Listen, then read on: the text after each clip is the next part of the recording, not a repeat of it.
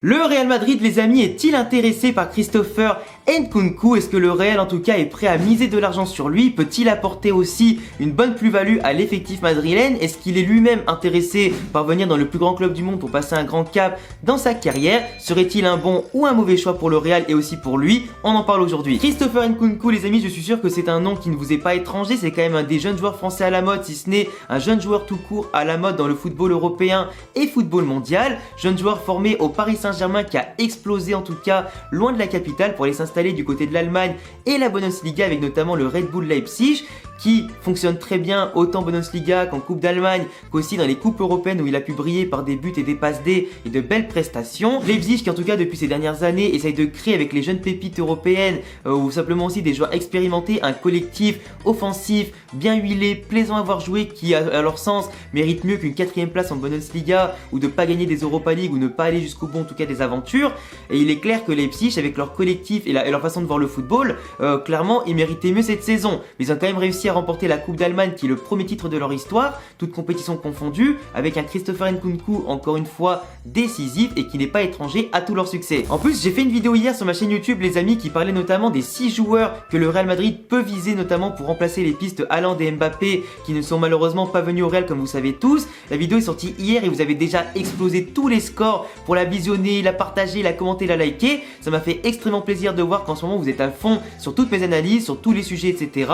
Que vous êtes vraiment d'accord avec moi en plus de ça, ça me fait extrêmement plaisir. Mais vous avez pu remarquer que dans cette vidéo, je n'ai pas parlé de Christopher Nkunku, car à mon sens, vous connaissez déjà Salah, vous connaissez déjà Mané, etc. Je vous laisserai aller voir la vidéo pour découvrir les 6 joueurs, mais vous ne connaissez pas forcément bien Christopher Nkunku, qui à mon sens méritait une vidéo à part. Et en plus, il est quand même important de savoir que Christopher Nkunku, au-delà de l'aspect statistique, etc., c'est un joueur qui prend beaucoup de valeur marchande. Et en plus, son contrat finit avec Leipzig en 2024, ça fait que Leipzig, même s'ils ont dit en interview et conférence de presse qu'ils allaient le verrouiller pour cet été pour construire une bonne équipe qui aspire à mieux en Allemagne tout comme en Europe, malheureusement il a plus que 2 ans de fin de contrat avant sa fin de contrat. Donc soit tu le vends maintenant entre 70 et 80 millions qui est sa valeur actuelle d'après ses stats, sa projection, son potentiel et son impact sur et en dehors du terrain, et aussi par rapport au fait qu'il est français quand même, qu'il est quand même très courtisé par le Bayern comme d'habitude qui veulent piller les équipes en Allemagne. T'as le Paris Saint-Germain qui veut le récupérer, t'as City qui serait intéressé, t'as la Juve, t'as potentiellement aussi l'Inter Milan qui le veut, t'as le Real qui le veut. Donc à bout d'un moment, tu vois, forcément, ça fait grimper les enchères. Et entre son potentiel, la projection, tout ça, et les stats, ça fait la diff. Bah, soit ils le vendent cet été Leipzig, soit là simplement l'année prochaine, vu qu'à mon avis ne prolongera pas à 1 an de la fin de son contrat, ils devront le vendre l'année prochaine pour un prix beaucoup moins bas. Et pour l'instant, Nkunku n'a pas un salaire astronomique. Du coup, pour l'instant, les enchères vont faire que monter d'année en année, à voir quel club sera le plus offrant et lui offrira aussi sur le terrain la meilleure place dans l'effectif.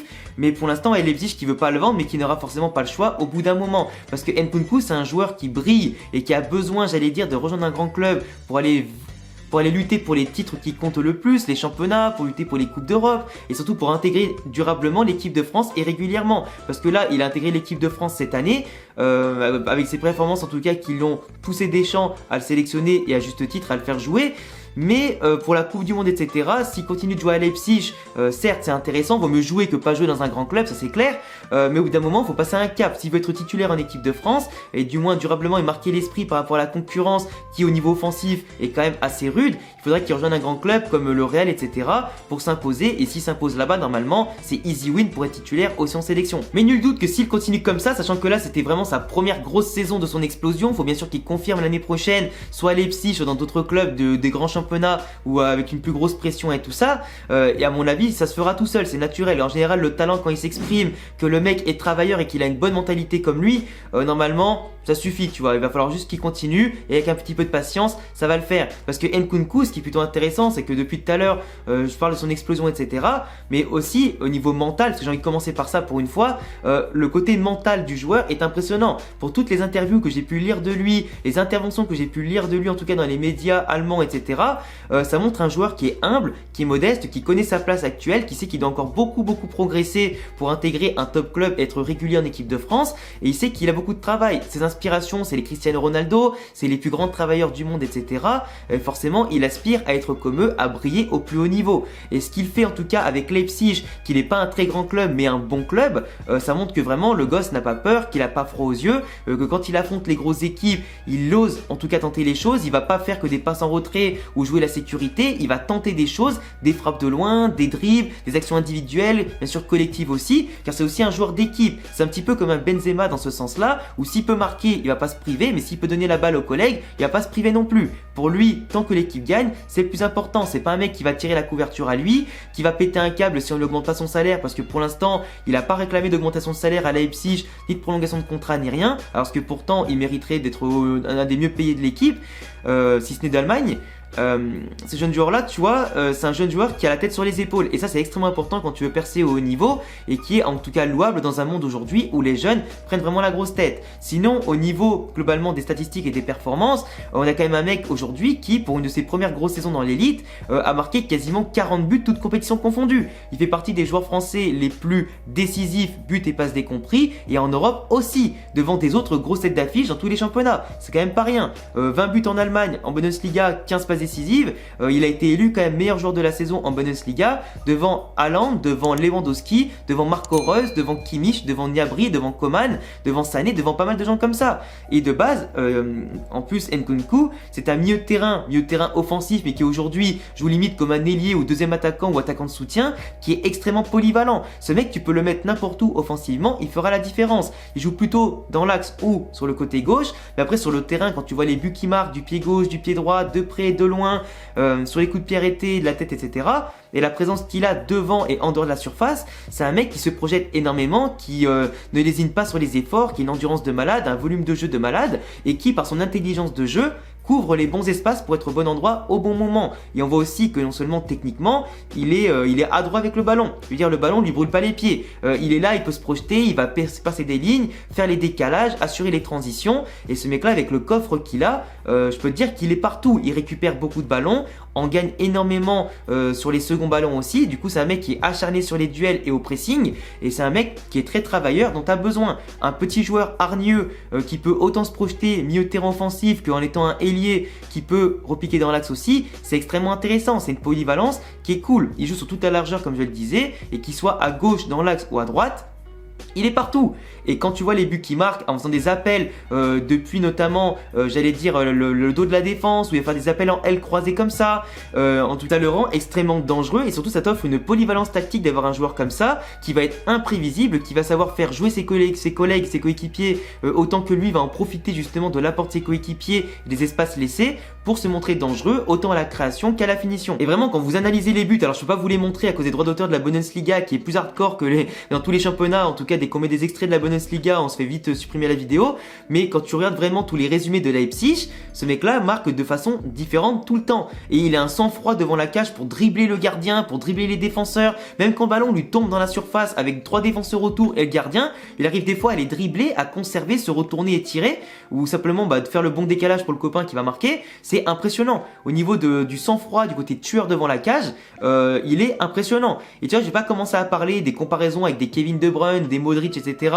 Parce que Nkunku, avant d'être attaquant, c'est un milieu très offensif qui peut être positionné un petit peu partout. Ce mec-là, vraiment, il a une qualité de passe, d'activité et de capacité à faire la différence surtout qui est impressionnante. Et vraiment aujourd'hui je le rapproche vraiment d'un Karim Benzema dans sa capacité à tenir le ballon, jouer dans les pieds ou aussi comme un Mbappé en vitesse pure, parce que c'est aussi ça qui est impressionnant, c'est que le mec au niveau physique, tactique et technique, tu peux pas le définir comme un seul profil. Il sait quasiment tout faire et encore il a une marge de progression assez impressionnante. Peut-être que à des moments il est un peu foufou parce que ça y est, quand il s'enflamme des fois il va commencer à faire un dribble ou deux, etc.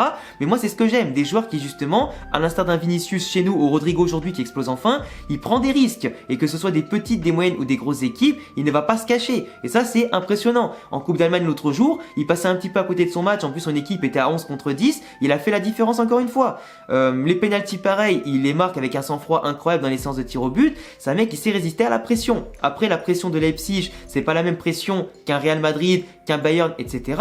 Mais quand tu vois la projection qu'il a, l'ambition qu'il a et le sérieux qu'il a, à mon sens, il peut largement tenir ça. Là aujourd'hui, dans un collectif qui de base n'était pas construit pour lui, il a réussi à faire en sorte que le collectif tourne pour lui tellement il s'est imposé dans la création et la finition. Au Real Madrid, il serait une star parmi tant d'autres, mais en étant autant au service du collectif, dans l'abnégation et avec des joueurs derrière lui comme je sais pas Valverde, comme Camavinga, comme Modric, Casemiro, tout ça qui vont créer au milieu de terrain une osmose et un impact qui le libéreront justement dans son jeu au niveau des tâches défensives ou pourquoi pas qui se concentre simplement sur l'offensif, ce serait magnifique. Parce qu'un joueur comme ça qui bénéficierait d'autant d'espace et d'autant de caviar, il ferait des merveilles de ouf pour déborder, pour jouer en 1-2 avec un Benzema, avec un Vinicius, partir de loin pour après finir de près. Pour moi, Nkunku, c'est la classe. Et j'en fais pas des tonnes quand je dis ça. Quand tu vois ses matchs à Leipzig, pour moi, il m'impressionne énormément. Et il n'est encore que tout jeune. Donc pour moi, actuellement, Nkunku au Real Madrid, cet été, ça va être difficile si Leipzig ne veut pas le lâcher, mais pourquoi pas en 2023.